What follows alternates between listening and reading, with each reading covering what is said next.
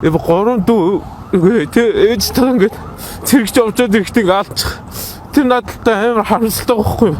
Ингээд миний амьдрал ингээд цаашдаа яг ингээд амар бүрхэг болсон тий. Ингээд дүү хөөрхөн дүүнөр маань юугаач мэдэхгүй байж хат ингээд өөд олцлоо шүү дээ. Манай ээж зүгээр жирийн нэг компанид үйлчлэгч идэг байсан. Тэгээд манай ээж маань бол тэгээд бид эдэд ингээд сайн ханддаг багийн сайн ээж байсан. Бид манай талд аав байхгүй.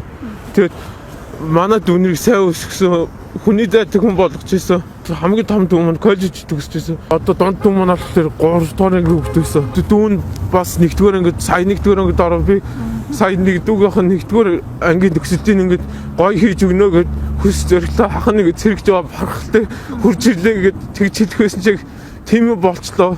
Цэргийн ангиас бол ийм хэрэг болсон болохоор хэлээгүй зүгээр чөлөөгөө явуулсан. Тэг чөлөөгөө явуулаад гэрт ирээд мэдсэн.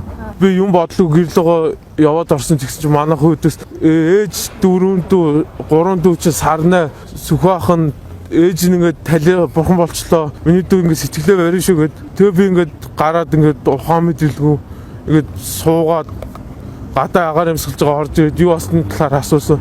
Тэгснэ ингээд угаараас юм болсон. Ирэх 7 хоногт ах нь гарманы сэрэнгүүд нэг 7 хоног давтахад нь оршуулгын нэнэ гэж надад хэлсэн.